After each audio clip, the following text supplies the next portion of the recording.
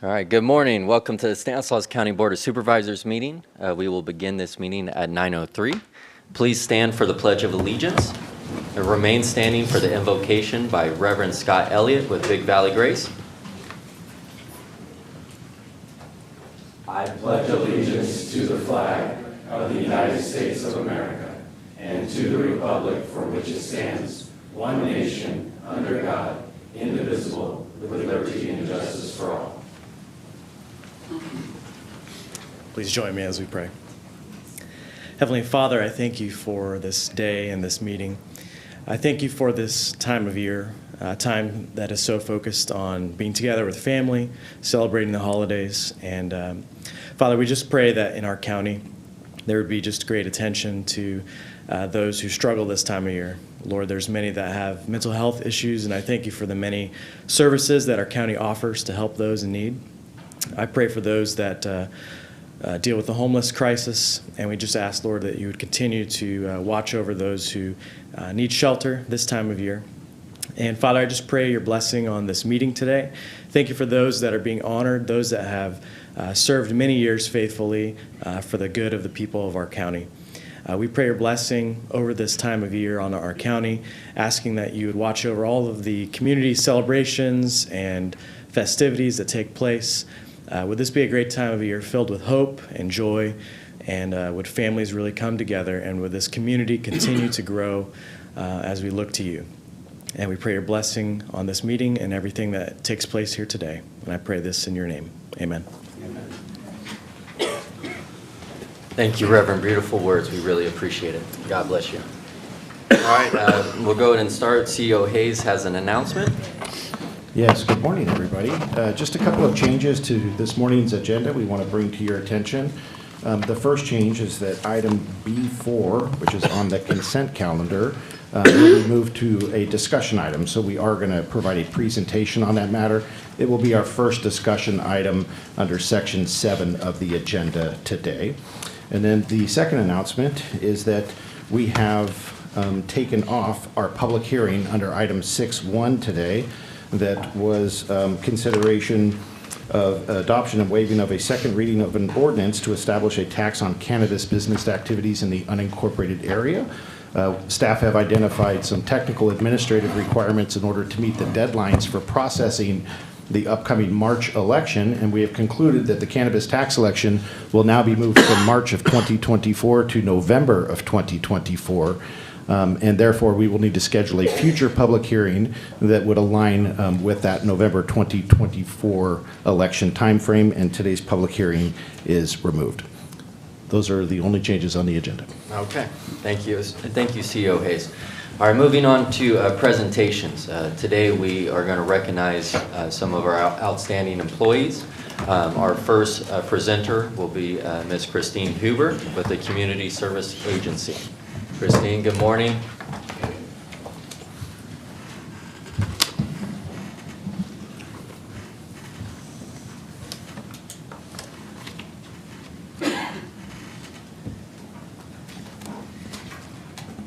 Good morning, Chairman Condon, Board of Supervisors, Mr. Hayes and Mr. Bose. I'm here with Teresa Estrada, who is celebrating her 25 years of service with the county. Teresa began her career with the county in 1998 as a Family Service Specialist 1. After completing her training for CalWorks, CalFresh, and Medi-Cal, she began assisting many families in the community, administering and explaining each program. After a year in 1999, Teresa promoted to Family Service Specialist 2. Reflecting back over the years, what Teresa enjoyed most was having her own caseload, as this allowed her to build rapport with customers and provide excellent customer service. Teresa currently works in the hybrid Spanish bilingual unit and has shared that in the last 25 years, she's experienced many changes within the department, such as going from an individual caseload to a task-based caseload and now a hybrid call center. Teresa demonstrates flexibility with each change and maintains a positive attitude. Teresa has shown empathy towards customer needs and shows that she cares no matter what area she's in. Over the last 25 years, Teresa has received several Bravos regarding her customer service. She's also proud to say that she participated in the CSA fashion show in 2008, where she had so much fun. Teresa has also been a part of the Morale Committee since 2017 and was also part of the Customer Service Center Operations Committee for 2 years. Teresa has proven strong leadership traits of accountability, dependability, integrity, and loyalty throughout her years of service. She has a wealth of knowledge and expertise that she has gained over the years. Teresa is very approachable and always comes to work with a positive attitude. She is a reliable and trustworthy employee who is outgoing and friendly, which makes our customers feel at ease during their time of need. Teresa is the oldest and shortest of her siblings. She has 7 sisters and 3 brothers, all of whom she is very close to, especially her sisters. Teresa is a proud mom and grandma. She has 5 sons and 11 grandchildren. Teresa was so excited after 6 grandsons that she finally received news that she was going to have a granddaughter. Teresa enjoys spending time with her grandchildren. She has nice parks near her house and enjoys walking with them to the park and watching them ride their bikes. And some hobbies of her that she enjoys, besides spending time with her family, are swimming, walking, and exercising. She also enjoys cooking and trying new recipes. So congratulations, Teresa. Teresa, it's a distinct honor to recognize you for your 25 years of service on behalf of the Board of Supervisors. You've been a vital part of this organization. We just greatly appreciate your public service to the residents of Stanislaus County. I'm going to give you an opportunity if you'd like to say anything. Wow. Thank you very much, and thank you to everybody. It's been a privilege to work for Stanislaus County. I'm proud that I've been a part of this community to help, everybody who is in need. And I love helping my customers. I love dealing with my customers. I love what I do. I could do this another 25 more years, but actually I'm thinking about retiring in 1 year. Only because I have a lot of grandchildren and I want to spend time with them. So, yeah, but I do love what I do, and it will be sad to leave the county. And I'm proud to say that over all the years, I've worked with wonderful supervisors. I've always had wonderful supervisors that have been really helpful and been there for me, in the time of need, in everything, that I've asked for and done. And my newest one is Mariana Canelo. She's a wonderful supervisor. And yeah, that's it, and thank you. Well, when that time comes, you'll be deeply missed.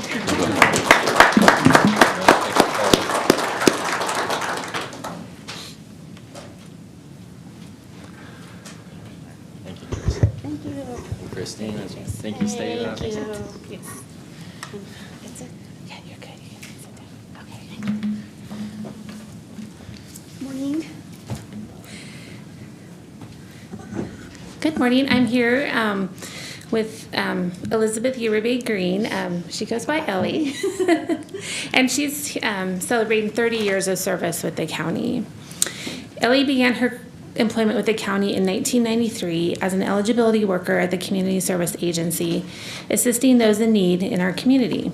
In addition to being an eligibility worker, she spent several years as an income employment verification systems worker in the Special Investigations Unit before promoting in 2001 to the position of fraud technician. Ellie has served in the capacity of a fraud technician in Special Investigation Units for over 20 years. She has worked in a variety of specialty assignments, most currently reviewing the prison and fleeing felon matches that we receive from the California Department of Social Services.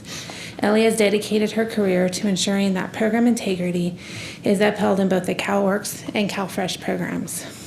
Ellie is bilingual in Spanish and English, and she regularly assists with translation services. In addition, Ellie has been vital in assisting with state audits. She has also acted as a trainer for new staff in these areas. As of recent, Ellie has also been actively assisting with electronic benefits theft and fraud prevention efforts. Traits that describe Ellie are hardworking, focused, and determined. She values integrity and equity and sees the importance in holding others to those standards. Ellie has demonstrated a willingness to help others at CSA as well as in the community. She is seen by her peers as a valuable resource and supportive colleague. Ellie is highly knowledgeable and shares her insight through training and mentorship. In her free time, Ellie and her husband have been volunteers at Hickman Charter School since 2004. and Houston High School since 2013. Ellie has served as a classroom volunteer, classroom parent, and an officer on the PTA board. She continues to assist Hickman Charter School with their annual carnival booths. Furthermore, she has volunteered and been on the committee for Sober Grad Nights at Houston High School since 2014. Although her children are out of school, Ellie and her husband continue to donate their time and service to both school districts. Congratulations, Ellie. Now, congratulations. On behalf of the Board of Supervisors, it's such an honor to recognize you for your 30 years of service to Stanislaus County. You're a vital part of this organization, and we just greatly appreciate your service to our residents here. Thank you. So, Thank you, everyone. Thanks to the board for recognizing your employees. 30 years is a long time. My kids are the age that I was when I started. And I think they're still kids, and I'm still doing laundry, and I'm still taking care of them. And I think, how the heck did I get hired at 23? It's just crazy.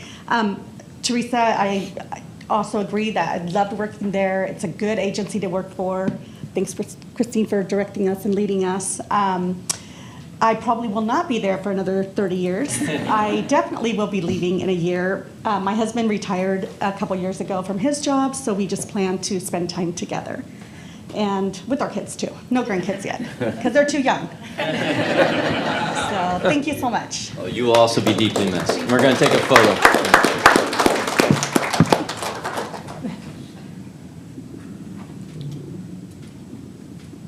Thank you so much. Thank you so Appreciate much. you. Thank you, Christine. Thanks, thank you.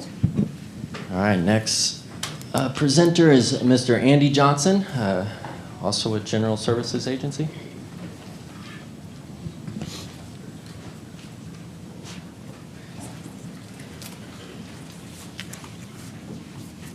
You ready? All right.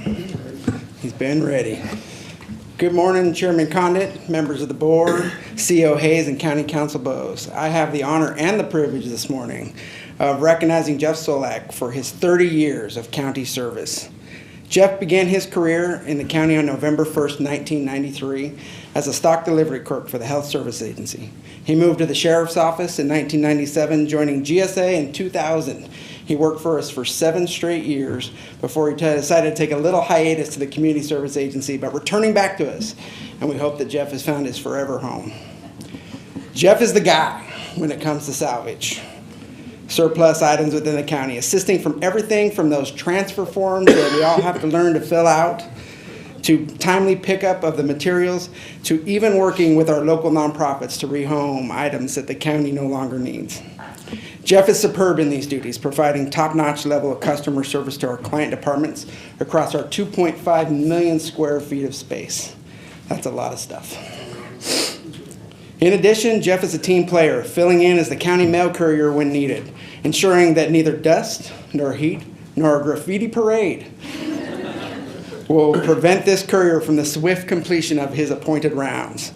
Jeff also uses his logistical skills to help out with elections during election season and was part of our COVID storefront team, ensuring that personal protective equipment made it to medical professionals throughout the county.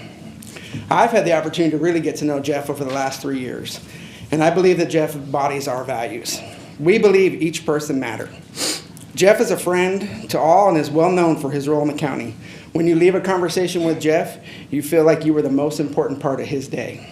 He works to earn trust by ensuring equipment purchased by the taxpayer finds a new home or is disposed of property when it's reached the end of its useful life. If you tour our warehouse, you might find a safe that came from a historical bank in downtown prior to building of the Gala Center, or my personal favorite, the iMac in 1990s green, which we keep just in case anybody needs it. Oh, you got rid of it? I didn't. It was the person who was coming in and cleaning out all the e-waste. Okay, we lost our iMac. But I had that iMac like that. Sorry, Ed. Yeah. Jeff's a good partner. He often goes outside his role in salvage, picking up all kinds of materials and moving them from place to place. And as mentioned, he fills in for his central services team. If you work in the salvage business, you know that innovation is a big part of the job. Finally, Jeff delivers results. But I'm not alone in my admiration of Jeff. Over the years, his supervisors and customers have described him as follows: dependable, reliable, consistent, a veritable Iron Man. Gets along well with fellow employees and takes pride in completion of tasks. friendly, fun to be around, and outgoing, agile and adaptable in new situations. After a hard day's work, you might find Jeff carving up turkeys, which I had to look up was not a Thanksgiving term, but a bowling term, for people who can get 3 strikes in a row. You may also find him on the golf course reading the greens.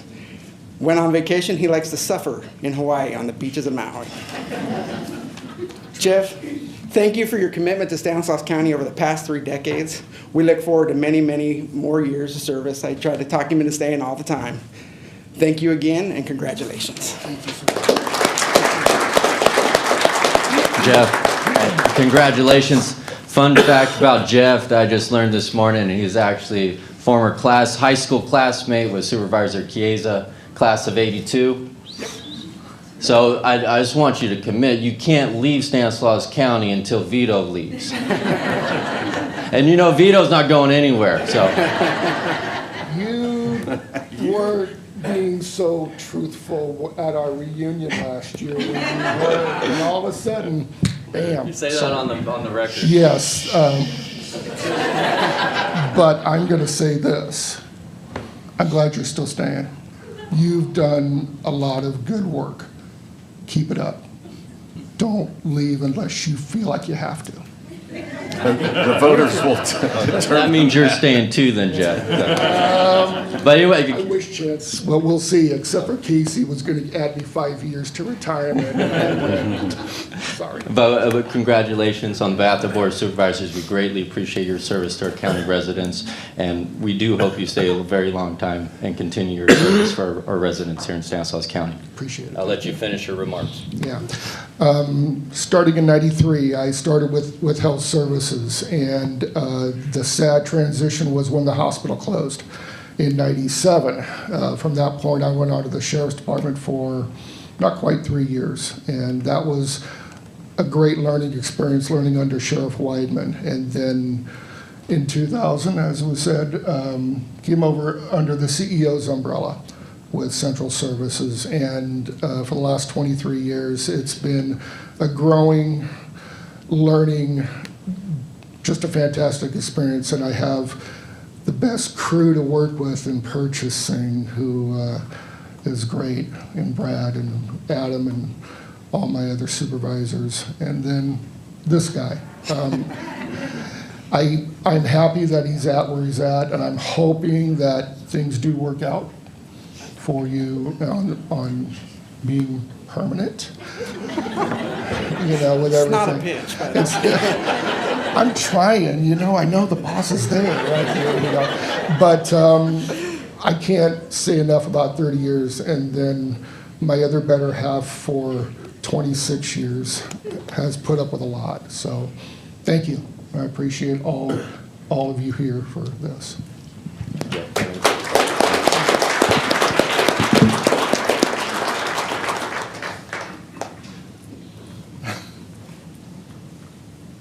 Got the wide angles on? Let me just ask you to go on the other side of the supervisor. Then we're good. There we go. All right, raise the file ready. Thank you. Mr. Chair.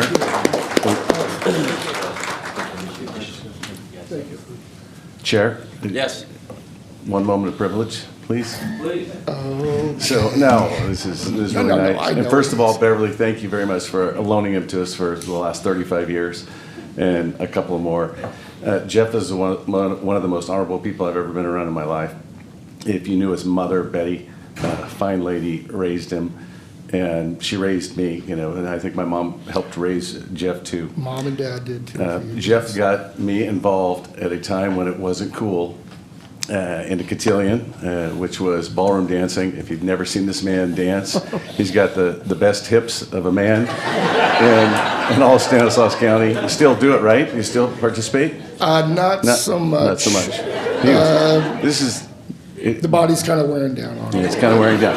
And he's an accomplished bowler. He was a great teammate, great punter, but just a good human, good friend. Thank you for all your service. Thank you, Vito. Appreciate it.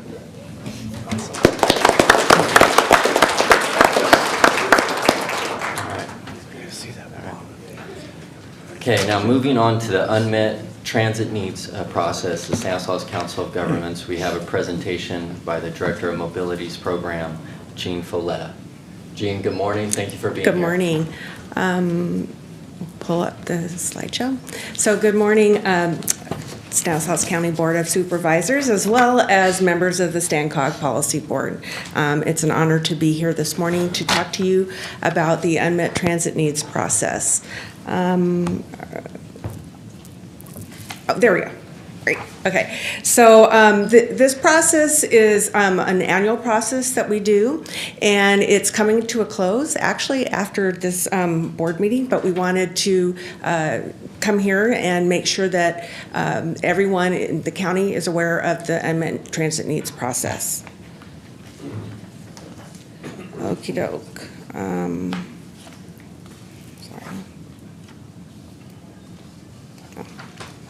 Okay, so the unmet transit needs is a requirement through the Transportation Development Act, or TDA, and as I said earlier, it's required that we do this, that StanCog do this each year. The requirements include a public hearing. We actually did our public hearing a few weeks ago at the StanCog Policy Board meeting, that we do outreach, and then we determine if there's any unmet transit needs that are reasonable to meet, and then finally prepare an analysis report. As I just said, there's a lot of outreach as part of this unmet transit needs process. And on this slide, I just wanted to showcase how long it takes to get through all the steps of the unmet transit needs process.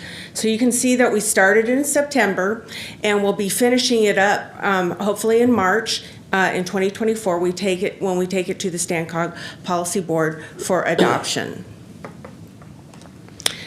This year, we wanted to really focus on outreach to all the communities, and we really wanted to do this in a team approach. And so we partnered with Move Stanislaus, Stan RTA, and Turlock Transit in our outreach efforts. We did presentations to local boards and councils, such as this one. We did pop-up events at the transit hubs, and these were important because we really wanted to dig down and get to the people that are actually using the services. We worked with Stan RTA, Move, and Turlock to provide updates to their communities as well, and then Move also handed out flyers for us while they were providing travel training services on the buses. In this slide, you can see the little guy with a QR code. This has been becoming very popular way for people to instantly to be able to upload a survey, and that's the survey that we hope people take to help us establish whether there are any unmet transit needs. These were distributed at many events. They were posted on the buses, social media, on our website, and then our partners' websites as well.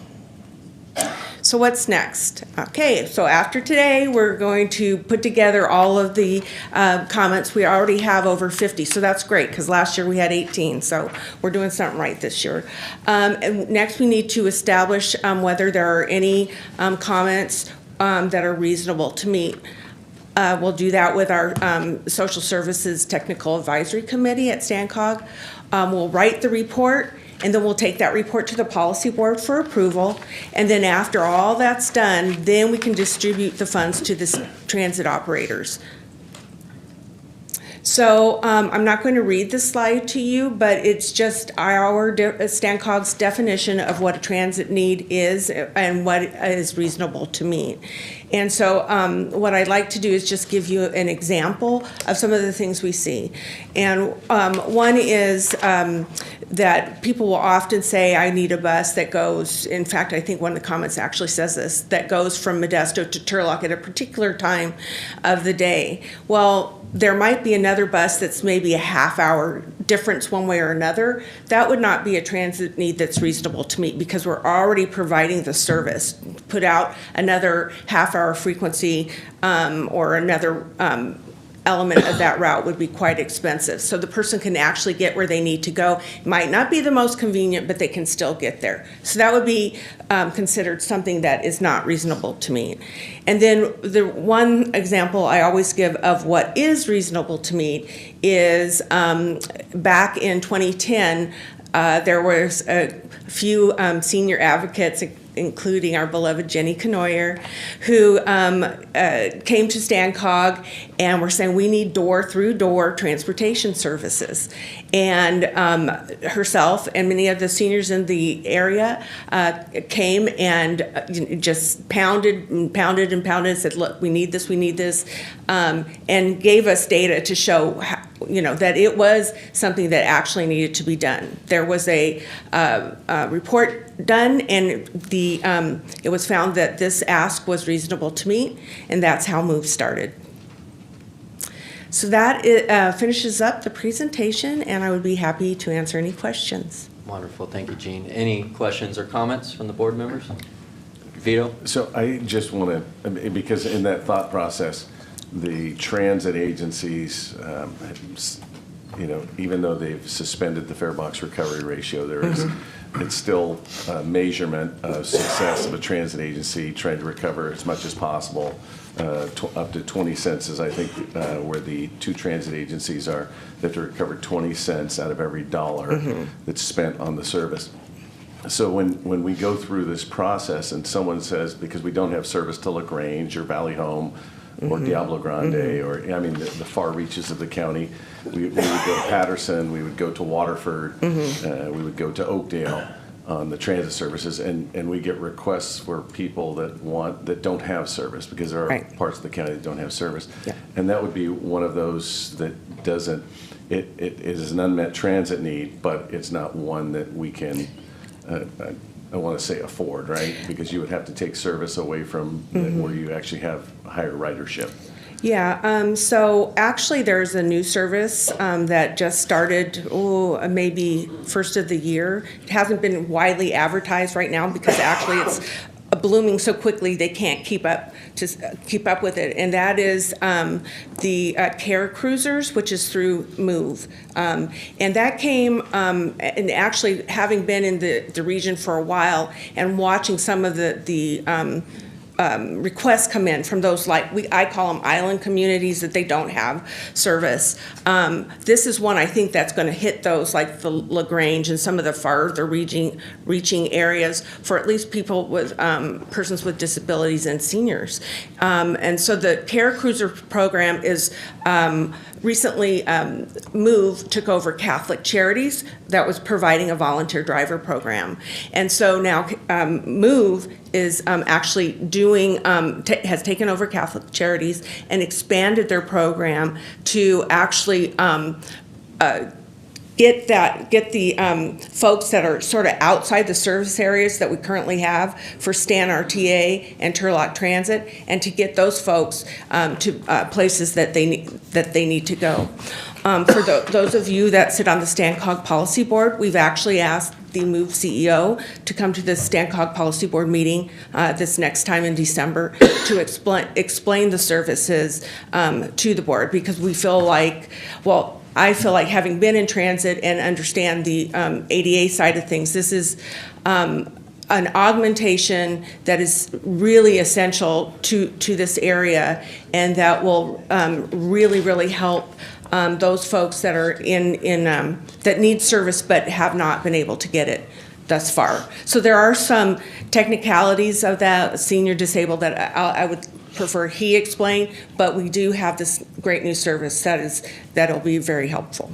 And the last comment to the two board members, our chairman and Supervisor Withrow and Stephen Morrow, who's out there. They all represent Stan RTA as board members. And the service, I'm hearing nothing but great things about the service level, the fare box recovery ratio. So again, at some point in the future, we'll try and get Stan RTA, maybe Mr. Barth, to come in and give a presentation on the service level. Yeah, and just if I could piggyback on that, I looked at the some of the comments the other day, and a lot of them are thank yous to the Stan RTA for their service. That really just compliments, and you don't see that very often. So they're obviously doing a really good job. Anyway, thank you for your time. Thank you, Jean. All right, moving on to the public comment period. Public comment is a time for those in attendance to speak on items not related to the agenda. Please state your name for the record. Direct all comments towards the dais, and so that it's fair for every speaker, please keep your comments to the 5-minute time limit. I do not have any comment cards at the moment, but I would like to open it up to any members of the public that wish to comment on any items not related to the agenda. Okay, seeing none, we will go ahead and close the public comment period and move on to the consent calendar. Now, we do have a couple items on consent that need to be commented on. Item C3, item D2, and then also B4 will be commented on later as a discussion item as well. So do any board members wish to comment on any items not regarding B4, C3, and D2? Okay, seeing none, we'll open it up to the public. Do any members of the public wish to comment on any items other than B4, C3, and D2? Okay, seeing none, we'll bring it back to the board for further action. Motion to approve all items other than C3, D2, and B4. Second. Okay, we have a motion by Supervisor Graywall, a second by Supervisor Condit. All those in favor? Aye. All those opposed? All right, passes unanimously, 5-0. And Tom, if you want. All right. The Levine Act, or Government Code Section 84308, is a California law that seeks to prohibit parties, participants, and respective agents in proceedings involving a license, permit, or other entitlement from contributing more than $250 to an officer of the agency the proceeding is before, during a 12-month period before that proceeding. Contributions may occur within this time period. However, if the parties or the officer is not aware of the proceeding or the timing of when the proceeding will occur. When this happens, the officer of an agency is required to disclose any contribution exceeding an aggregate of $250 that has been made to them within the preceding 12-month period, and then refrain from participating in the proceeding. Alternatively, an officer may cure the conflict if they return the contribution or reduce the contribution to $250 or less. That's quite a bit of an explanation. It's a new law, and I think it's important that we get that information out there. Items C3, Supervisor Chiesa and Supervisor Chance Condit have received contributions. Vito, I believe you have cured yours, I believe. Yes, I have cured mine and gave the money back, all except for $249. Okay. And so Chance Condit needs to refrain from participating in item C3. As to item D2, I believe Chance has also received a contribution on that one, but that one has been cured as well. But out of the abundance of caution, he'll refrain from participating in that one. And so with that, we need to have a vote on items C3 and D2. Right, good morning. So item C2. C3. C3, approval to adopt a supplemental initial study and mitigating negative declaration for the Amentus Biogas LLC Dairy Biogas Cluster Project. So any questions from members of the board? Open it up to the public. Anybody in the public having a question on this item? Yeah. Sure. Mr. Mataka.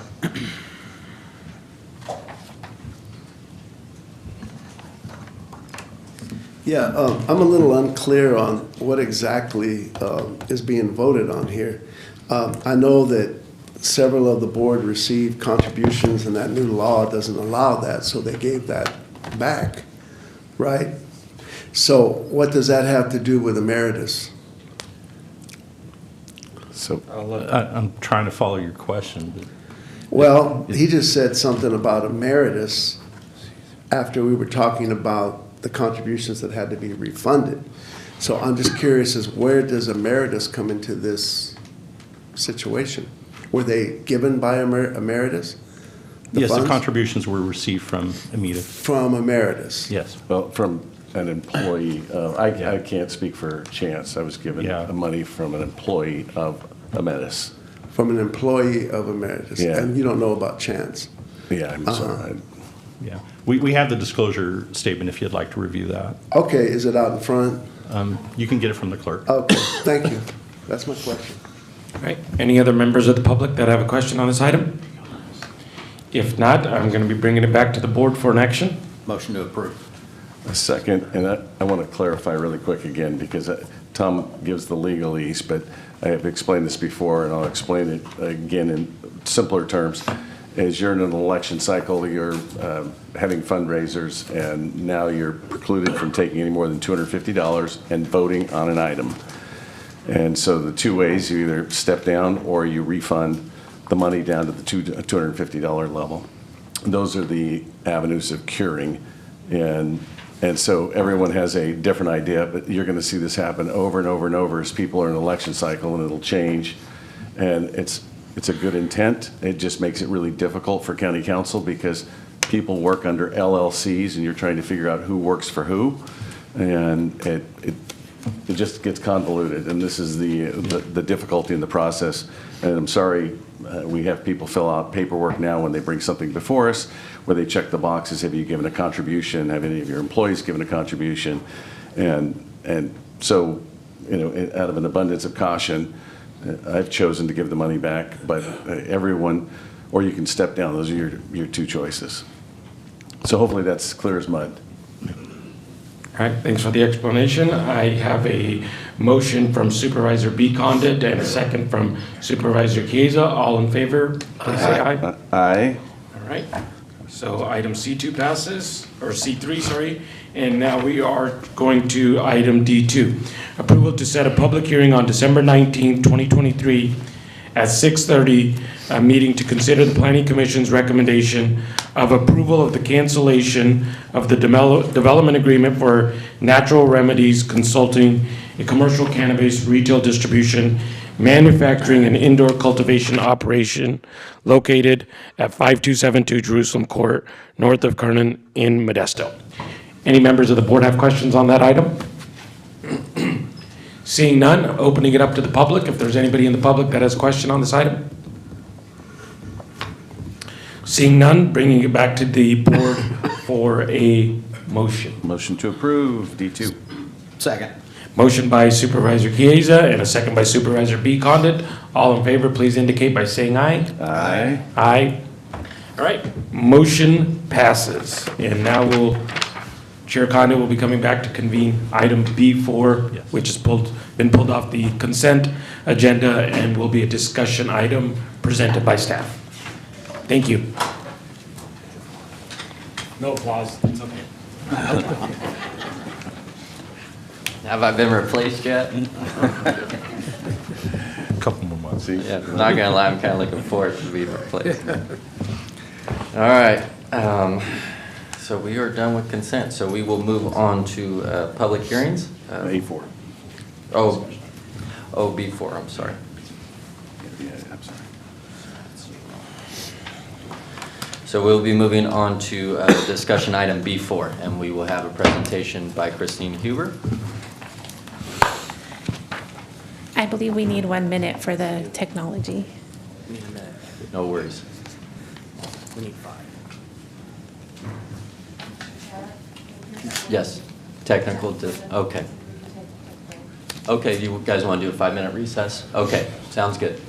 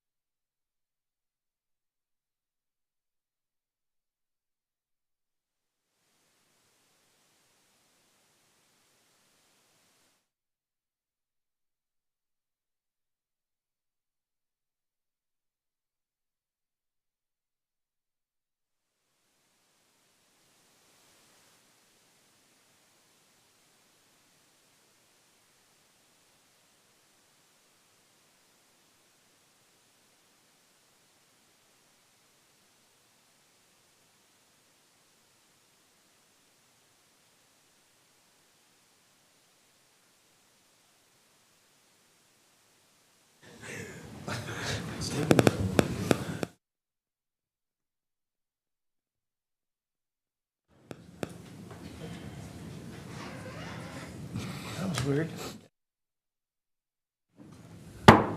We will resume the board meeting. All right, Christine. Good morning, Chairman Condit, Supervisors, Mr. Hayes and Mr. Bose. I'm Christine Huber, the Director at the Community Service Agency, and we're here today to share our quarterly report on the Stanislaus County Investment of American Rescue Plan Act funding, specifically for the provisions of navigation and case management services provided at the Family Resource Centers, which is 7 geographic areas in the county, and this is specific to helping families recover from the COVID-19 impacts. And then the second program is our Farm Worker Resource Centers. So joining me today is Ed Cuellar, the Senior Manager for our SandWorks programs, and Jorge De Nava Jr., the CBOC Executive Director. So I'm going to turn it over to Ed Cuellar right now to discuss the Family Resource Center project. Good morning, Chairman Condit, members of the board, CEO Hayes, County Council Bose. Today we are presenting the first half of the first quarter of the 2024 fiscal year for the case management navigation services with the ARPA contracts. So just a quick refresher, we came here, I believe, in August, if I remember correctly, with an annual report, so we're just going to provide a refresher of how we got here. The RFP was conducted in October of 2021, and there was a total of $5 million allocated for this project, and in this particular case, it turned out to be a 35-month project. So we are now in the second half of that contract, which is an 18-month contract.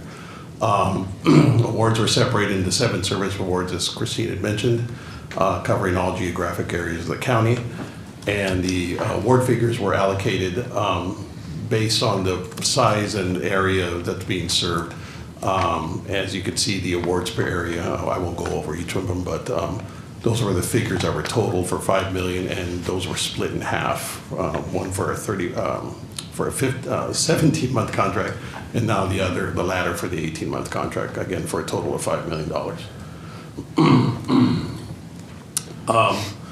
So the services, the main request for these services was to try to, as Christine mentioned, about trying to alleviate the inequities regarding the COVID pandemic.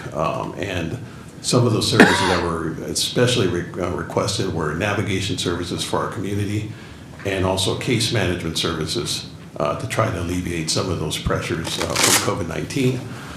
Barrier removal being one of the major issues within our community to try to access services. As you can see, the recovery support services that were listed, we'll go through all of them, but we'll go through them in a bit as to the numbers. But they covered anywhere from employment to behavioral health services, access to public benefits, food and housing insecurity and instability. So those were the main tenets of what we were trying to achieve with this contract. Again, as a refresher, we ended up partnering with 4 family resource centers, Sierra Vista Child and Family Services, West Modesto Community Collaborative, Aspirinet, and Center for Human Services. And again, all of them are covering the geographic areas of our county. Okay, so some data to share. As a whole, we served 680 families / individuals. So these are unique individuals, not duplicated. And the numbers that you see there served by the, well, the title is wrong, not served by income level, but it's actually, these are the numbers that were served by the actual service areas, service sections. As you can see, the 2 largest areas of service were food instability, housing instability. No big question mark there. Our community still struggles with that.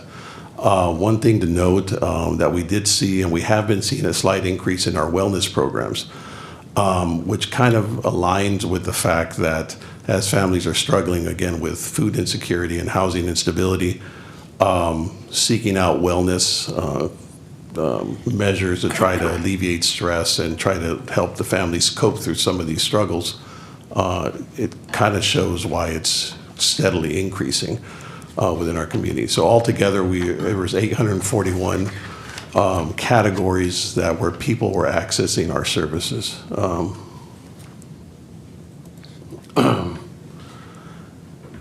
And again, this is the slide is wrong, but this is the numbers of families of household size that we've served. As you can see, the largest family sizes that we've been encountering at our FRCs have been anywhere from 3 to 5 families, 3 to 5 in a household, I should say. But individuals coming through our organizations have been steadily increasing as well.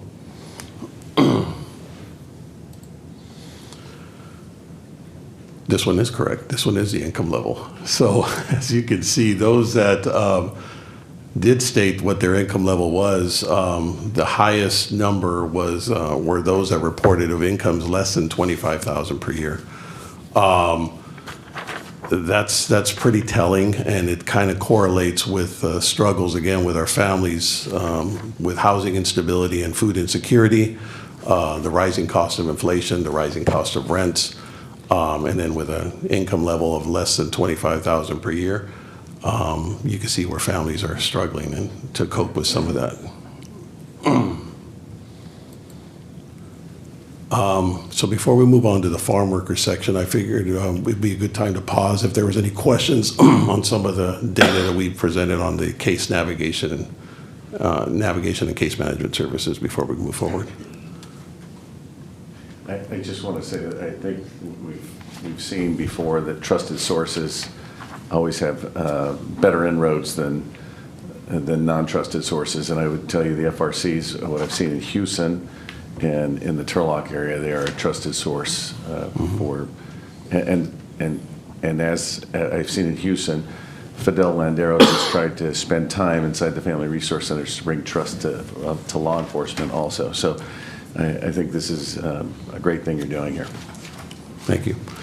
And Mr. Cuellar, is there a geographic breakdown of where these residents are, I guess, coming from who are receiving the services? Are they mainly from Modesto? Are they mainly from Patterson? Where is there a breakdown such as that? I don't have it on me, but I can get that to you. Yeah, we have a breakdown of every FRC by area, by the stated areas, and we can tell you exactly how many are served by which area. That'd be very great. easily. We can get that to you. Thank you. Okay. Next, I'd like to introduce our Farm Worker Resource Center grant. And again, a brief history on that. In December of 2022, Board of Supervisors authorized CSA, Community Service Agency, to apply for a grant through the Department of Community Services and Development.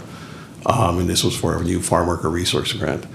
The grant was a total of $1,041,250, which provided $833,000 of that directly as a grant and 25% local match, which was $208,250, which was provided through ARPA funding. CSA contract with CVOC to expand services within our county. And our FRC became fully operational, providing services in Modesto and Patterson in the 5th of July of 2023. Services to be provided are labor and employment, legal services, employment assistance and advocacy, education, financial assistance, emergency supportive services, and health and human services. So with that, I'd like to hand this over to Executive Director Jorge de Nava of CBOC. Thank you, Ed. Good morning, Supervisors. Good morning, CEO Hayes, County Council Bose. Jorge de Nava, Executive Director, Central Valley Opportunity Center. Have some slides up here with some data regarding the Farm Worker Resource Center, not to be confused with the Family Resource Centers you just heard about. We have a little acronym continuity there, but this is our quarterly program report. Kind of hit the highs here for you primarily. This is just some data that is tracked to fulfill the contract requirements from CSD. So these are the categories that CVOC is providing services for. Primarily, they are direct services. Others are referrals. You can see the total column in your far right. That's what I would really draw your attention to. So you can see the workforce services and program referrals at 95 there at FRC 1B is kind of leading the charge. Right behind that, you have career coaching at 1C and resume and cover letter development at 1D with 33 and 34. And then right below that, you have interview skills training at 31, job referrals at 29. So that tells you that a lot of farm workers are looking for stable work environment, to stable employers, year-round work, as well as upskilling in their current industry, and also a few that are looking to get out of that industry altogether. So that's kind of been the primary driver thus far in our experience. Tied into Category 1, you have Category 2, which is the education, access, and support. Similar numbers there with folks seeking GED preparation and basic skills training as well. Category 3 goes into financial assistance. You can see there that we have leveraged existing CVOC programs with 3C, the USDA Farm Worker Relief Grant. There's been 83 direct services there. That is a program that CVOC operates through USDA, where farm workers receive a $600 cash grant for working during the COVID pandemic. So there is some cash in hand there for our farm workers. Category 4, no surprise here, emergency supportive services and referrals, primarily led by rental assistance with 83 services there, food, clothing, household goods, as well as utility assistance. We are leveraging existing CVOC programs for the utility assistance, as well as some FRC funds going towards utilities. I go back one, Ed, I apologize. You'll see some categories that are red and no. Those are services that will be provided. They just haven't been requested as of yet. So again, the primary drivers here with this program thus far have been workforce related, education related, and support services related. Thanks, Ed. Moving into Category 5, again, services requested include child care assistance. The FRC has been integrated with the Nurture program here in Stanislaus County. We also have a vast supply of food boxes that we distribute throughout the Farm Worker Resource Center. So that is the 14 that you see there with the Safe Food Access. Category 6, you'll see primarily driven there by COVID-19 prevention and protection at 122. There are kits available to all farm workers that come into the office or when staff is in the fields doing outreach that we distribute. The kits are kind of twofold. They're designed for COVID-19 protection, but farm workers working in the fields have been using face coverings for years before the pandemic, so those N95s are now coming more in handy when our farm workers are working. And then Category 7, I was just going to hit that one. And that is referrals made out, so 59 folks there. One of the areas that we're happy to unveil to you today here at the Supervisors meeting is the Farm Worker Resource Center Community Referral Form. So this is a form that is in English and in Spanish. It lives on CVOC's website. It is PDF fillable. It is also printed and will be distributed out to the community. This is an opportunity for Stanislaus County to refer farm workers to the resource centers in Patterson and Modesto. Very simply, this form is filled out. There's an email address at the bottom. It's then either emailed to that address, dropped off at our office, or again, done through our website where it will go to FRC staff. And this will immediately get farm worker services and moves them right up to the top of the list. So we hope that with this form in English and in Spanish, that additional resources for farm workers will be able to be provided.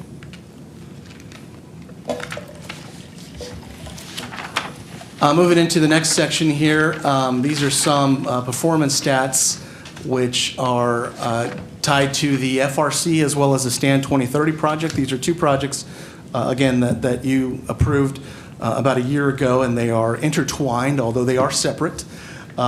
Just hit some highlights here on the performance stats. So Vocational training enrollments, there have been 24 farm workers enrolled into vocational training, and it's broken down there. 4 into our Microsoft Office certification course, that is GBO. 4 into our welding course, 8 into forklift, 3 into truck driving, 1 in GED preparation, and 3 are in the pop line. In addition, there are 4 folks who have passed on training and are just searching for new employment. Supportive services, you have 37 that are in the system now, and $31,000 have been invested in those 37 services. I think the big number here to highlight is at the bottom of the screen. I probably should have made it a little bigger font, but the FRC goal that is mandated by CSD is primarily driven by referrals. The CSD goal for referrals for the FRC program is 667. After 5 months, we are at 793, or 118% of the goal. So the program is already a success, but we're not even halfway through.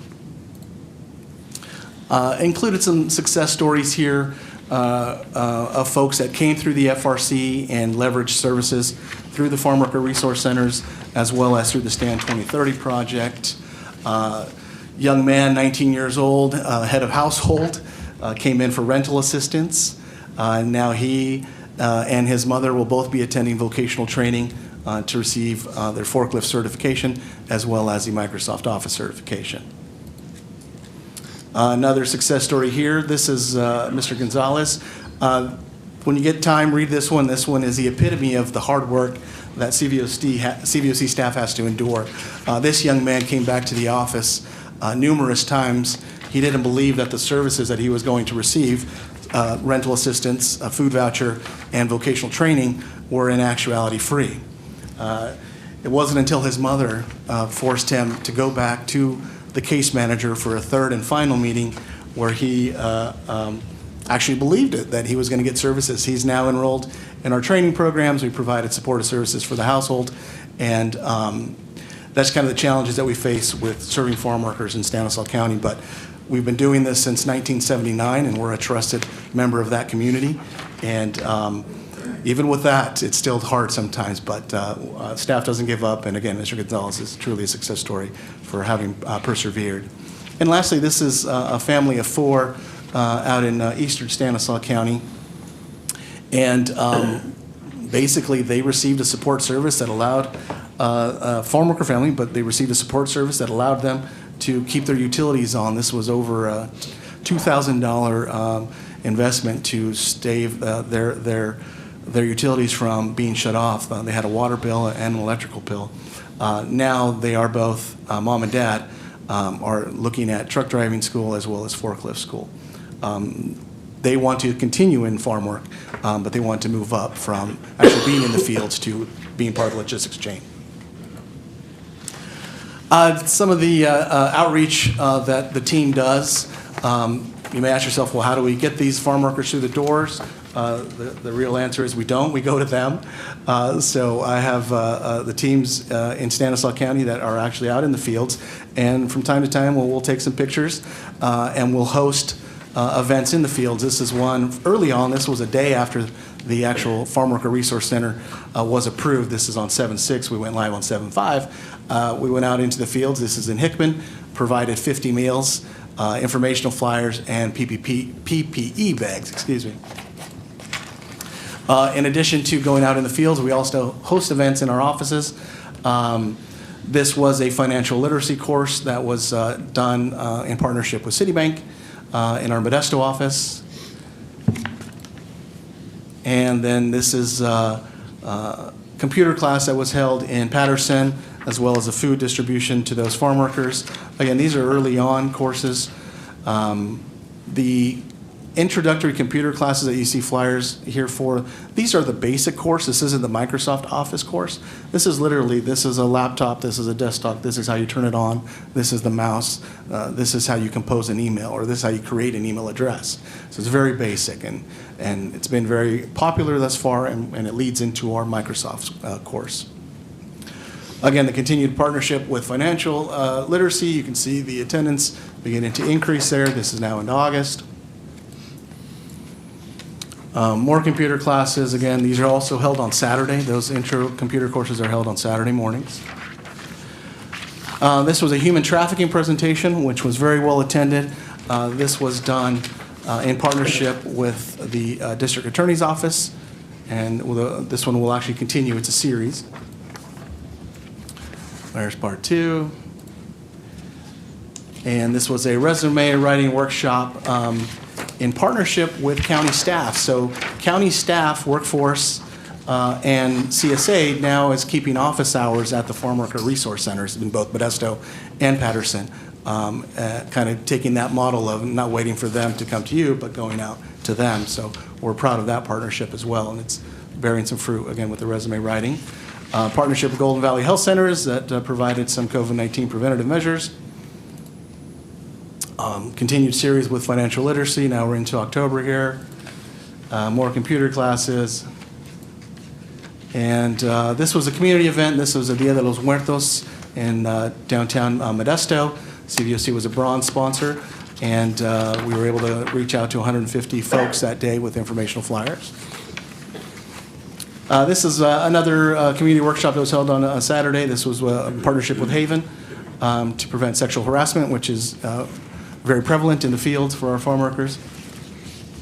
And now moving into November here, more computer classes, our Saturday classes.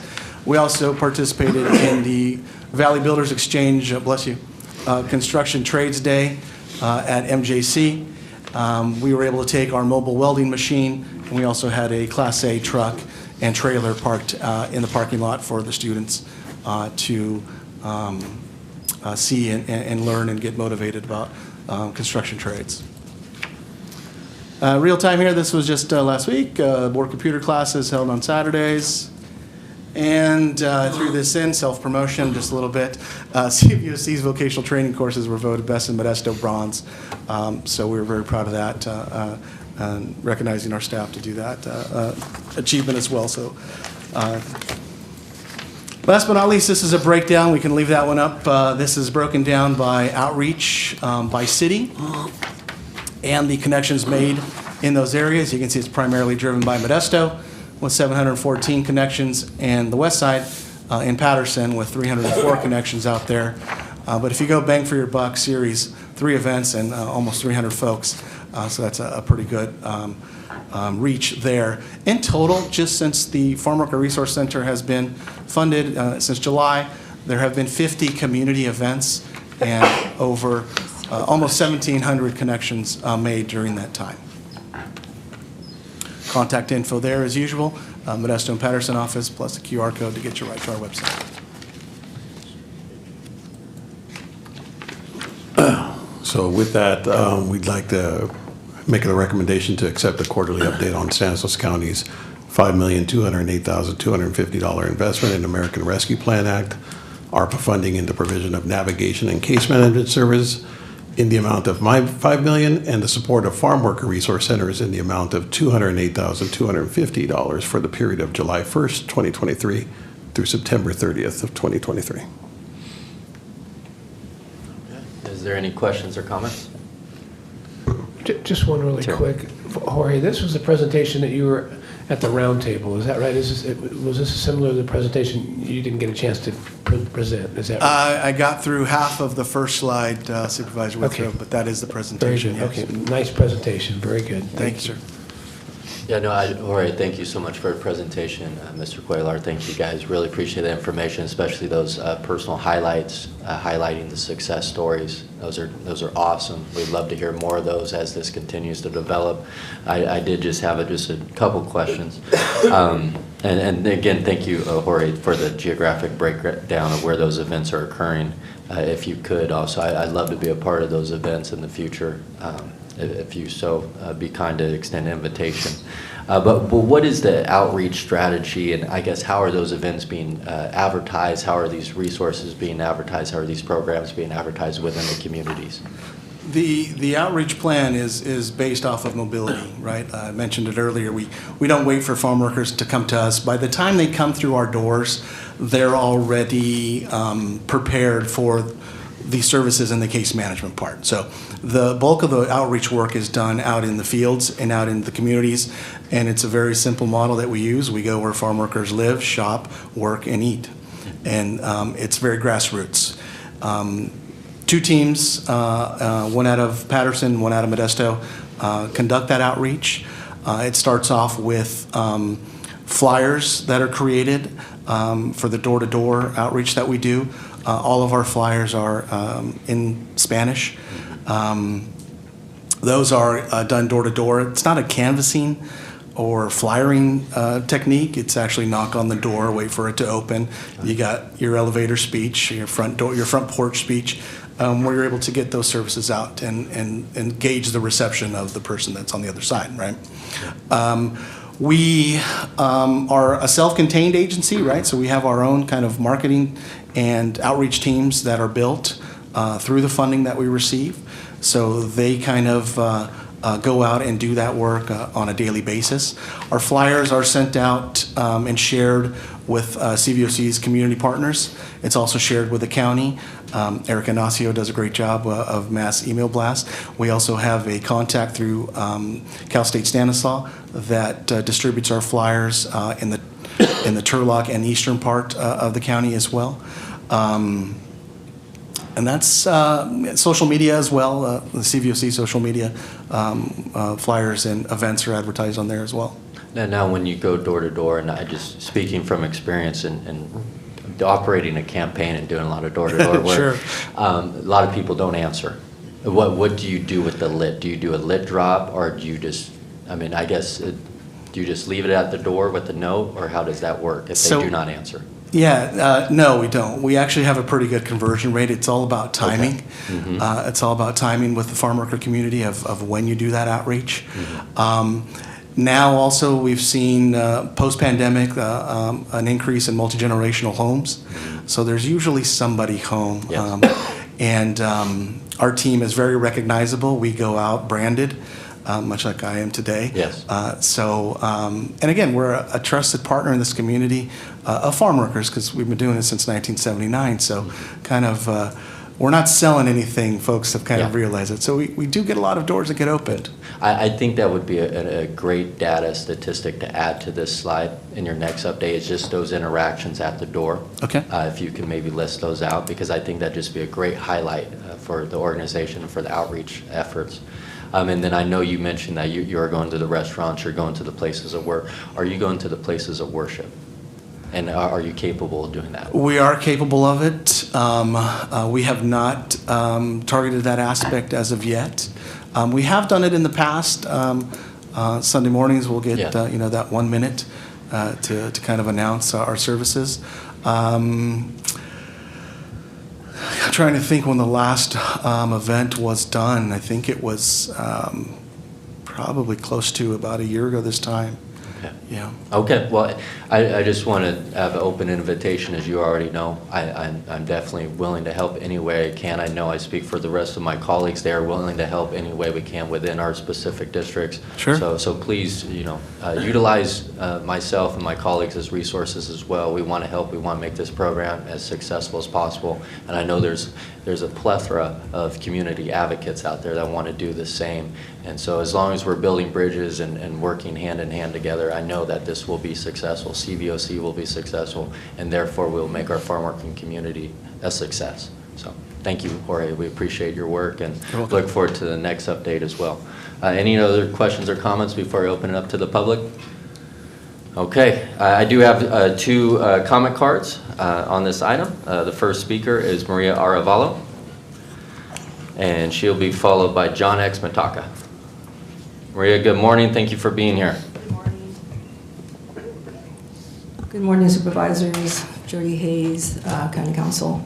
I'd like to just ask this board to consider delaying approval of this quarterly report, because I think that there is still information that needs to be explained and details that need to be looked at. As you know, a community meeting was set for November 15th, where the community was to receive a report, and we were going to be able to answer some questions and talk about what the services were. The failure to provide bilingual materials, professional translation, an appropriate time to hold the meeting, all these factors resulted in the fact that the meeting did not go forward. Since then, I have asked for the presentation so that I could be prepared to ask some questions. Never received that presentation, wasn't able to get that presentation. There's many folks at that meeting that wanted more information so that they could ask intelligent questions. That hasn't been provided. It's the first time we've seen this presentation. So I think for that reason, we haven't had an advisory committee, we haven't had a community meeting. I think it would be important to get that input from the community before an approval of the report is done. The report in front of you that we saw in the agenda items when I looked at it on the computer was very short on details. We've now seen this presentation. I don't know if you've seen this presentation before, but we haven't. So again, we're not prepared to explore those numbers or ask the questions that we need to ask, I think, before you approve this. The $57,000 has been spent in this quarter, it's still not clear what that money's been spent on.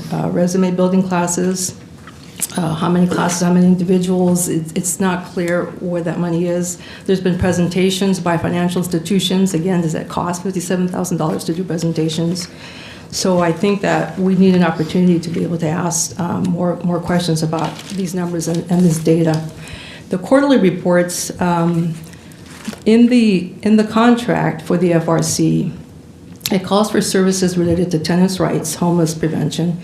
It calls for services related to wildfire smoke safety and for legal advocacy. The quarterly report shows a no in that column. And county staff explained to me when it says no, it means that they're not providing those services. Mr. DeNava just said that those will be provided, but they just haven't been requested, and that's why there's a no there. But you'll notice in lots of other categories that say yes, it's been 0 services provided. So why wasn't just a 0 in there? Why wasn't it just a yes and then 0 because nobody asked for those services? So that's not clear to me why there's a no in that category. So I think those questions, again, that need to be answered before we can approve this report. Yeah, so I think there's a lot of people who would like to have been at this meeting. I think the notice that came out on Friday, it was a holiday weekend. I think a lot of people didn't plan to be here. I think, again, that this board has committed to having community input and having transparency and accountability. So I think approval should be delayed until there is an opportunity for more of that to happen. Thank you. Thank you, Marin. John X. I guess I wasn't clear. I'm only talking about the Farm Worker Resource Center part of this discussion. Thank you.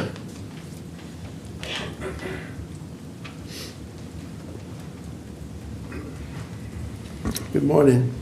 John X. Mataka, Grayson Neighborhood Council. Well, I'm going to speak briefly. I'm going to speak about both of these issues. The ARPA the Community Service Agency is contracting with folks. I was looking at the report that was online, and I found that the Center for Human Services in Patterson for this quarter only spent a little over $14,000, but yet the other areas like Keys and Ceres spent almost $50,000, Oakdale spent $33,000, and I was just wondering, that's a huge area, Patterson, Crows Landing, Newman, Vernalis, Wesley. I'm just wondering why the little amount was spent in that particular area, considering there's a hub there, and I don't know if that's part of the reason, but it's just not very well for the average person to look at.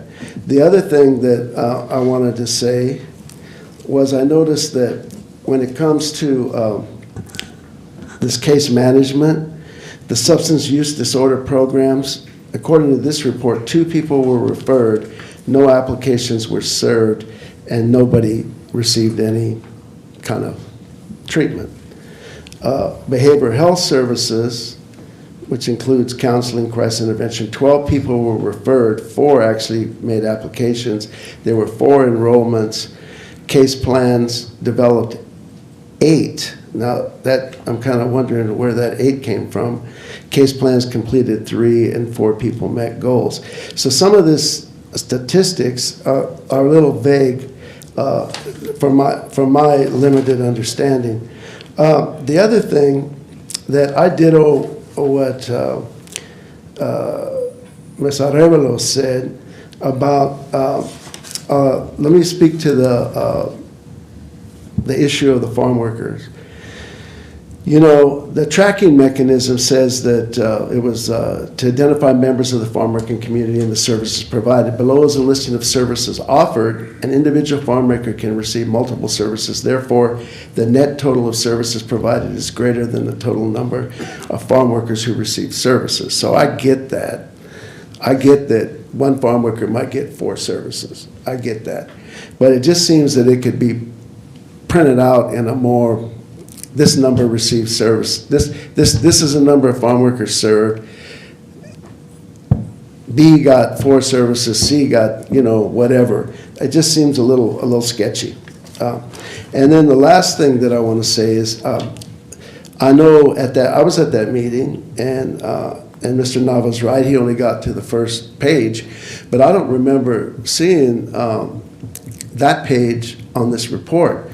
And I guess I'm a little confused because when I asked to have it pulled from the agenda, and then next thing I know, we're having a presentation, but that wasn't scheduled.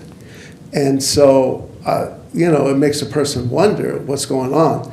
So the other thing I want to say is, as far as Spanish, the big issue at that meeting was Spanish interpretation and the material and the report being in Spanish.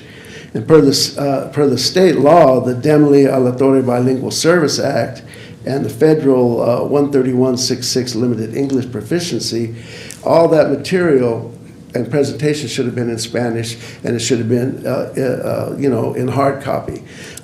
You know, Spanish is the primary language other than English in this county, and there's no reason that we have to continue to come and ask for these reports and for this material to be in Spanish when y'all know that.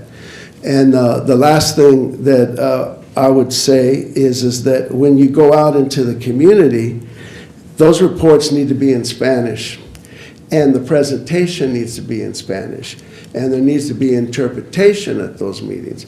And I think that it's good. I mean, from what I saw there, it all looks good, but I'm going to review it. And so I'm hoping that you have a copy of that presentation here that I can pick up on my way out. And if not, then I'll be in touch to get a copy of it.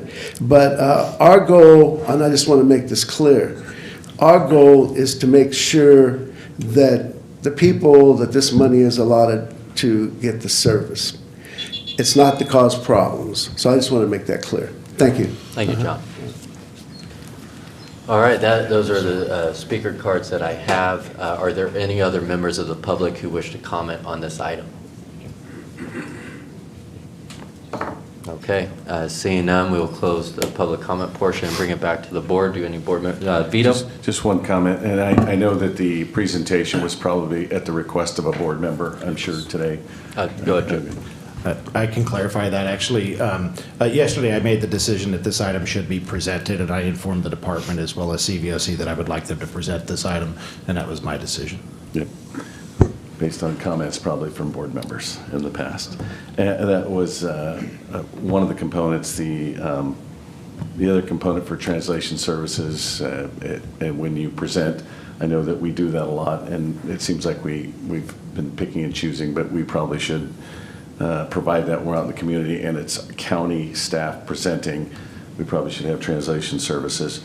You know, again, not accepting this report, I think we should accept the report. I think it makes sense. It doesn't preclude anything from going out in the community, giving them more time.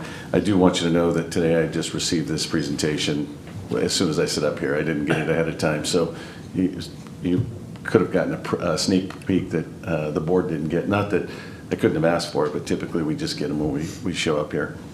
And I appreciate Ed and Jorge. Thank you very much for coming in today. Christine, appreciate all you guys are doing.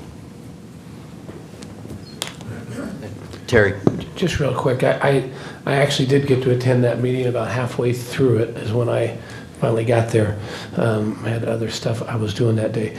And so so it's just unfortunate we didn't get to present this all the way through. There were good concerns that were raised at the meeting. There's no question there were concerns that that people had there that we're going to address. We're going to make sure we can do something about it.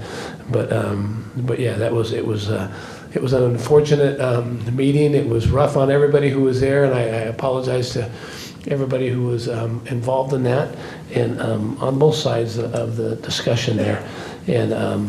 But yeah, it would have been great if this could have been presented. I mean, because there are some good numbers in here, good stuff that we're doing, and that's what this is all about, serving the farm workers, right? I mean, that's what it's all about. It's not about us at these meetings, but it's about helping these farm workers. And and from this report, we can see that that's what this is all about, and that's what we're accomplishing here. So, but anything we can do to help make that work better, to do a better job at that, we're all for up here. So I appreciate the update today. Thank you guys, both Ed and Jorge. Thank you, Terry. Any other questions or comments? Okay. I know Supervisor Withrow echoed back when we originally approved this to having an advisory committee designated in each district. I know that was also referenced today. I do believe that is probably the best strategy. I think it's great we have these open forums, open town halls, but I would advocate that we do establish a per district advisory committee, something similar to what we did for redistricting. I would hope, just in the spirit, I know Mr. Withrow brought this up originally and I supported it back then. I still think that's a good idea that we designate potentially 2 individuals from each district to have some sort of oversight in this program. I think that builds a strong bridge between the community members who are invested with the CDOC in making sure that this program is successful moving forward. And also, I did have a question. Are these meetings, the quarterly meetings for the public, are they going to be Modesto-centric? Are we going to move these meetings around? And I know that these meetings aren't focused on enrollment. These meetings are focused on updating the community, just as you've updated the board today on quarterly reports with statistics and data and information and the success rates. But I would like to have a more aggressive outreach approach in partnering with the CDOC and having those enrollment type of days and what you've already done and piggybacking on the success that you've done in the community and having those outreach enrollment days. But will these quarterly statistical data updates for the community be Modesto-centric, or do we plan to kind of rotate that throughout the county in targeted areas? That's a really good question. Since this has been our first quarter with this program, we were focused on our first community meeting to share the information. So I think it does make sense to rotate the meetings and go into different areas as we do them. This funding we only have available, I think our contract goes through May of 2024.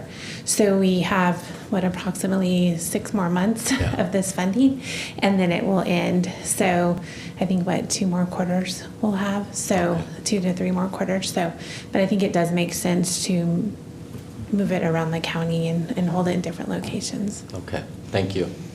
And we will be accommodating with language translation services and so on and so forth moving forward. Yes, we had actually set up for translation services. We had 5 tables and we had staff at each table to translate the information, and we changed to having staff translate. Someone would speak a few sentences and someone would translate. So definitely we will look at that, and we've heard the community's feedback about what type of translation would work best and having materials in the different languages and such. Well, thank you for making those corrections, Christine. We appreciate it. Okay, but those are my comments. Again, I do believe we should have a citizen-led advisory committee. I'm not sure if my colleagues agree with that or not, but I do think that would be a proper approach moving forward. I'm going to jump in here, Chance, if I could. So I know at that meeting we talked about an advisory committee, and then, as you said, this thing's going to run out here in May, and so we probably couldn't get a committee together in that short of time. And I know that at one point then we had, because we talked about, you're right, Chance, at the diocese, that's what we wanted to do, but then I think it was recommended that maybe we just make this a roundtable, since it is such a short period of time. And I think that was kind of something that was distributed to all of us, and if we agreed to that or not. And I think that's what we kind of thought. But I still think, so that being said, with regard to just this program and this funding, is set, and this is how we're doing this. But I still think it would probably would be nice to have, just as we have our Ag Advisory Committee. What if we had a Farm Worker Advisory Committee? What if we set up some sort of a long-standing committee that was a permanent committee, not dealing specifically with this issue, but just a thought. I think that's a great idea. Yeah, that we could maybe have a Farm Worker Advisory Committee that was a committee that's a new committee that we added. It would just be a permanent committee that would deal with all the issues that we're trying to address here. But again, something separate from this. We don't have enough time for this. I think we agreed that this roundtable would be the best approach. It obviously didn't work that first night, but that first afternoon.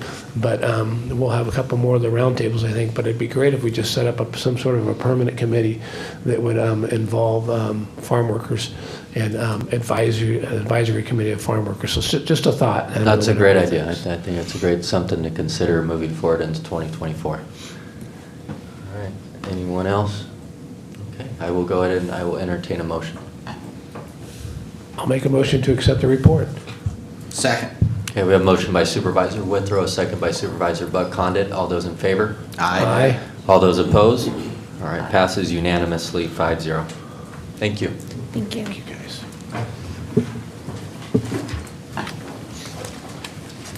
Okay, moving on to our next discussion item, approval to enter into an agreement with the Telecare Corporation for the provision of a 24/7 mobile crisis service. We have a PowerPoint presentation by Mr. Tony Barton. Tony, good morning. Chairman Condit, members of the board, CEO Hayes, and County Council Bose. Thank you for giving us the opportunity to present this morning. We're here to discuss requests for approval to enter into agreement with Telecare Corporation for the provision of 24/7 mobile crisis services. And with me this morning, I have Mr. Kevin Peñanawan, the Associate Director for Behavioral Health Services. And we will be highlighting some of the mandate that the counties have to implement on this mobile crisis, as well as a proposed program to take care of this mandate. So I'll go ahead and hand it over to my colleague, Mr. Peñanawan, and we'll present together. Thank you. Thank you, Tony. On October 24th, 2022, the Department of Healthcare Services submitted a state plan amendment to Center for Medicare and Medicaid Services that establishes mobile crisis services as a new benefit in the Medi-Cal program. And on June 19, 2023, DHCS released a Behavioral Health Information Notice 23-025 requiring county behavioral health plans to implement a 24/7 mobile crisis services effective December 31st, 2023.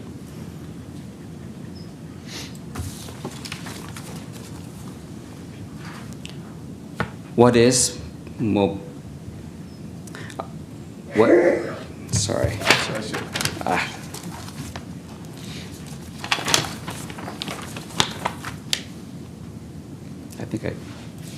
Sorry. What is behavioral health crisis? According to the Substance Abuse and Mental Health Services Administration, or SAMHSA, a behavioral health crisis refers to any event associated with an actual or potential disruption of stability and safety as a result of behavioral health issues or conditions.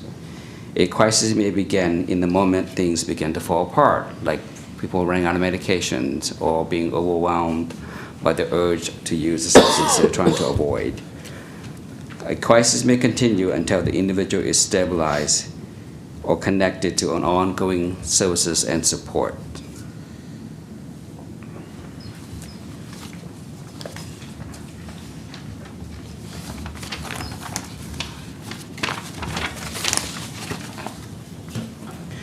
The goal is to provide 24/7 mobile crisis response services to Stanislaus County residents. 24/7 mobile crisis services is an integral part of the California's effort to strengthen the continuum of community-based care for individuals who experience behavioral health crisis. It is an integrated approach to responding to both mental health and substance use-related crises. Mobile crisis team will be carrying, trained, and able to administer naloxone. This is not meant to take the place of existing crisis services, rather it is meant to expand on the existing crisis to provide 24/7 mobile crisis response to individuals' home, workplace, and the community settings. The diagram that you see before you shows the current available services that's available in Stanislaus County. This is a crisis services in the blue circles, and the gray circle, which is 24/7 mobile crisis, is not yet available.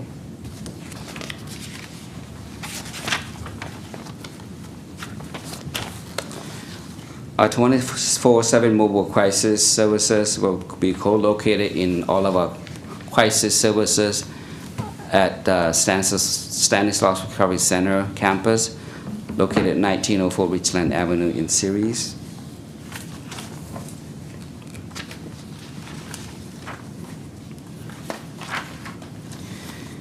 And our mobile crisis team will include a mental health clinician, a behavioral health specialist specialized in mental health and substance use disorder, and also a peer support specialist with lived experience.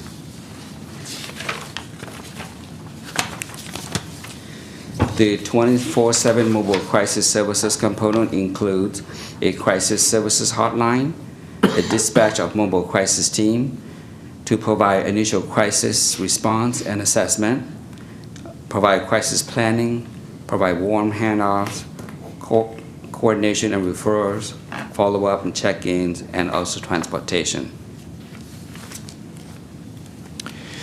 Of course, when we're looking at the benefits to the community, the proposed 24/7 mobile crisis service is aimed to provide rapid response to the community and provide individual assessments that are community-based to stabilize individuals and avoid unnecessary emergency department care or psychiatric inpatient hospitalizations or unnecessary law enforcement involvement. This is again in addition to our existing crisis services and will further improve the response time and interventions that will happen out in the community. And the proposed model is going to basically cover the 24/7, 365 days a week, a year of services in our community across the county. This is a model that we benchmark in San Diego, has been running by the provider for over a year, a very successful model, and we're hoping that will also provide same type of benefits to our community members.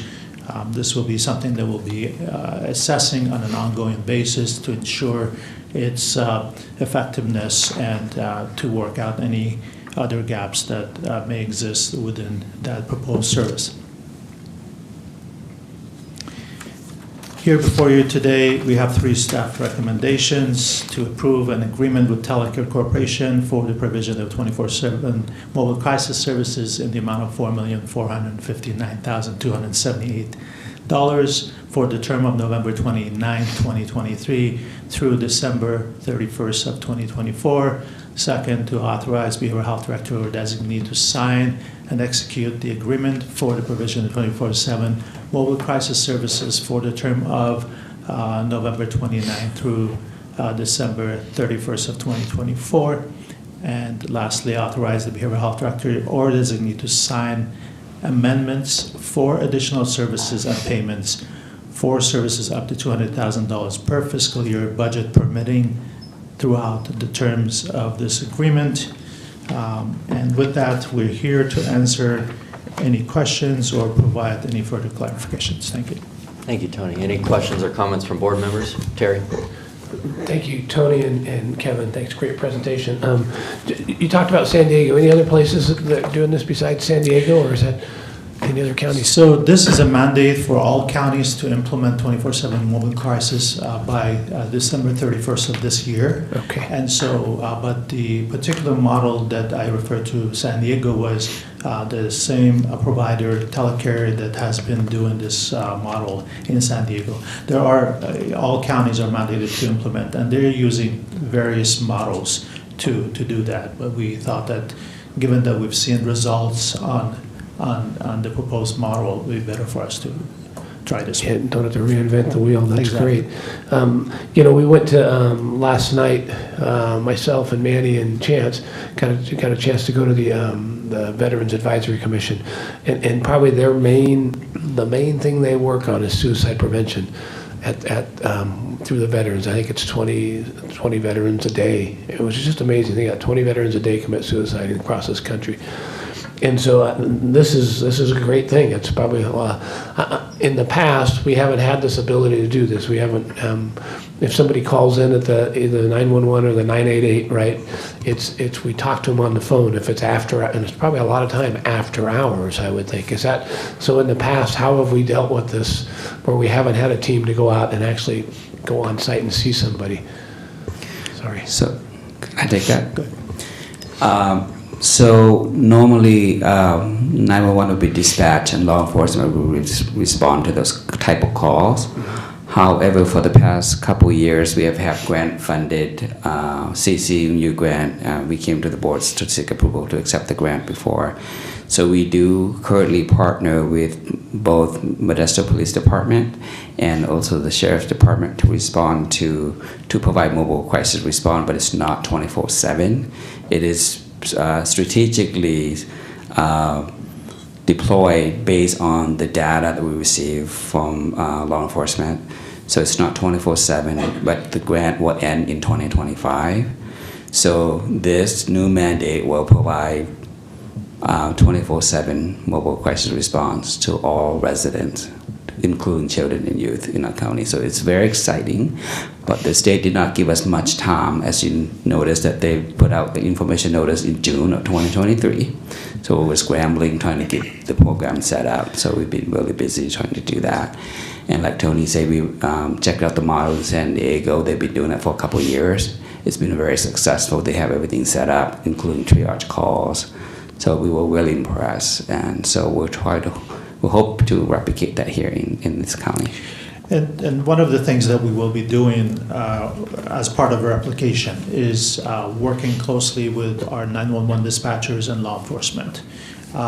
Really having decision trees of if a call goes to 911, when that call becomes a law enforcement and behavioral health response together versus when does it actually gets transferred to our 24/7 mobile crisis team call center that they would respond to. So it's a very systematic process that's been already defined, and we're just going to replicate that. It will decrease the responses that law enforcement will make in the community based on the behavioral health crisis. And we will see more rapid interventions in the community. The other piece that this team will do is they will assess and link to services and do short-term follow-up, or they may assess and the individual may need hospitalization, so they will actually transport the individual to the hospital and hospitalize them. Or if the individual does get hospitalized, then they will provide short-term follow-up as well. So it's a very good model to ensure sustainability of the individual and make sure that there are no gaps in services. Go ahead, Kevin. Sorry. If I could just add to what Tony just said, I think that is the key with the new mandate. We don't just assess for crisis and refer them up, but we also follow up to make sure that we do a warm handoff. I think that is the key. And also our access line, we are mandated to provide one number to the community to call for mobile crisis. That's our access and crisis support line right now. But we also will be getting them calls from 988 National Suicide Prevention Hotline, and also 911. So we are working with a law enforcement partner and a dispatcher to coordinate that. That's great. So I just commend you guys. There was so much stuff coming down the pipe that you guys are having to deal with here, and it's amazing. I'm just very proud of the work that you're doing, whether it's from Care Court and this, SB 43, which is coming, which is another thing dealing with new laws and conservatorship, and just so, and it's all good stuff. It's all stuff that's been a long time coming that we've needed in this state. And so, but I know you guys have your hands full working on this stuff, and I appreciate the efforts you're doing and what you're doing for the community. So thank you. Thank you. Buck? Yeah, I just have, well, it might turn into a couple. Is it the 24/7? So is that on call, or are they actually going to have a place they will be working out of? What type of shifts are they going to be working? It will be staffed 24/7, so in-person, face-to-face response. Okay, so does that mean 12-hour shifts or a 24-hour shift?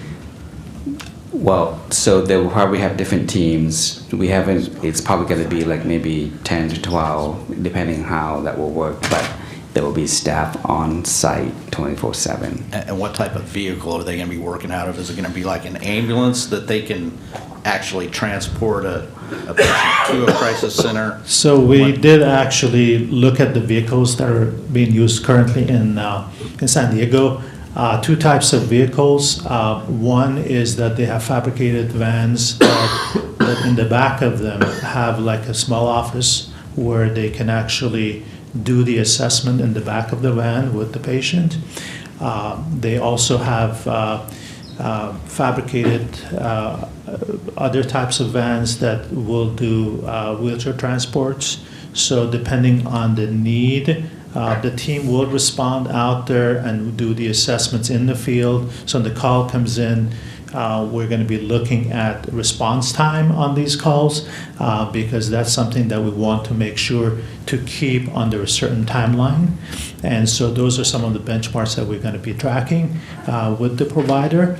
And the key is responding immediately to the crisis and ensuring then that crisis does not translate into other types of use of services, such as transport to an emergency unnecessary, or maybe law enforcement involvement that would be unnecessary. So the rapid response is the key. Right. And do we have, and I'm going back to my emergency response days here. Yes. Do we have mutual aids? So if our team is busy already on another call, do we have mutual aid coming from somebody else? City of Modesto or? So we've got this team, the team that we're proposing now is an additional team to all the other crisis services that we have. So those crisis services will continue to exist, but will provide backup services to each other. And the way that the provider has set up their existing team in San Diego, they scattered it somehow that they make sure that they also can, in the time of emergency, have backup plans to call in more staff should there be a major crisis going on. Great, thank you. Yeah, thank you. Great questions. Those are questions of a fireman who thinks of those things. Yes. Those are great. Seeing no further questions, we'll go ahead and open it up to members of the public. Do any members of the public wish to comment on this item? Okay, seeing none, I'll bring it back to the board for further action. Motion to approve. Motion to approve. I will second. Motion by Supervisor Graywall, second by Supervisor Withrow. All those in favor? Aye. All those opposed? All right, passes unanimously, 5-0. Thank you very much. Thank you very much. Okay, moving on to correspondence. This board has received the correspondence and claims as listed on the agenda. Acknowledge receipt of correspondence and refer as recommended on the agenda. Board of Supervisor reports. Do any board members have anything to report? Vito? Yep, I just want to make everyone aware that tonight there is a Care Court Town Hall at Turlock Unified School District. I think it's the Parent Center, but it's at 1574 East Canal from 5:30 to 6:30 tonight as we rolled out Care Court. It's been we're one of the cohort counties that actually stepped up ahead of schedule. So we're trying to get the word out because you can get referrals from family members. So we're trying to get that message out if you're in the Turlock area. And then I also have a town hall meeting, a Turlock town hall meeting, and an SB 54 Truth Act presentation. It will be on, I'm so bad with dates. I know it's a Friday. It is the December 8th. It's going to be at Cavalry Chapel, 147 South Broadway in Turlock. Congressman Duarte will be joining me. Sheriff Dirksey will be doing the Truth Act presentation. Chief Hedden, Turlock Police Chief Hedden will be there, and Mayor Bublock will give a little update on what's happening in Turlock. So that is at 5:30 at Calvary Chapel, right behind City Hall. Awesome. Okay. Supervisor Graywall. All right, we had the opportunity to go to CSAC the days of 14th, 15th, and 16th.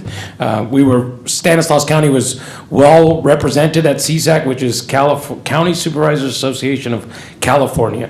We convene once a year in different locations. This year, it happened to be in Oakland, California, and Supervisor Chiesa, both Supervisor Chance Condit, Buck Condit, and I got to be there, and we had staff, our CEO and members of the CEO team, Dave Liebman from Public Works, his staff, and so we were very well represented. We had a really good privilege of witnessing our CEO, Jody Hayes, getting an award. We were all there to witness that.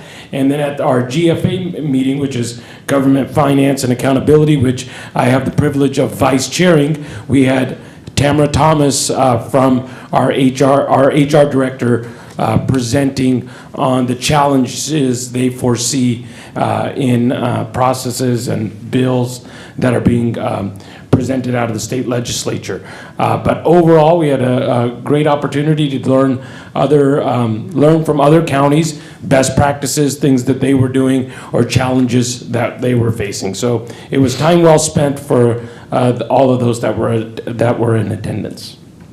If I could add, Administration of Justice, the CEO, as well as our public defender, presented, so we were very well represented on, that was regarding care court, and it was an awesome panel. It was a great time. All right, anyone else with reports? All right, we'll move on to Legislative Fiscal and Management Report by CEO Hayes. Just a couple of things to report. First is that the county did send a joint letter along with the city of Modesto to Governor Gavin Newsom to request the state of California expedite the release of guidance that we need on accessing our second disbursement of what we call HAP funds, or Housing and Homeless Assistance Program funds. We need those funds in the local community to continue to support emergency shelter operations. And I thought it was a really good process for us to work with our largest city here that directly benefits from those shelter operations to collaborate on a letter to the governor. That's, I think, one of the first times we've done that way, so that was really good. I want to appreciate our staff who worked on that. I also want to acknowledge that the tax filing deadline has now officially passed with no additional extensions. The deadline did result in the Legislative Analyst's Office announcing that its fall budget report, which would usually be done in November, will now be done by December, which will not be in time to inform the governor's January budget proposal. So things are a little out of sorts in Sacramento in terms of understanding what the real deficit numbers are, but that will definitely have implications for us here at the local level. So just wanted to report out on that. We'll let you know as we learn more. Thank you. Awesome, thank you. And we do have closed session today? Yes, we have closed session this morning. It's a conference with legal counsel. It's existing litigation pursuant to Government Code Section 54956.9, Subdivision D1. We have one case to discuss, Emmanuel Wyatt et al. Versus County of Stanislaus et al. It's in the U.S. District Court, Eastern District, and the case number is 121 CB 00455. And with that, appropriate for public comment. Any members of the public wish to comment? Okay, seeing none, we will adjourn this meeting. Deputy Luna, thank you for watching over us here today, and we'll adjourn at 11:03.